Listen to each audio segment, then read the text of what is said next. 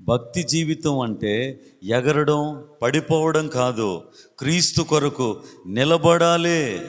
భక్తి జీవితం అంటే కానుకలు ఇచ్చేసాం పండగ చేసుకోండి కాదు, నీ జీవితమే దేవునికి కానుకగా మారాలి.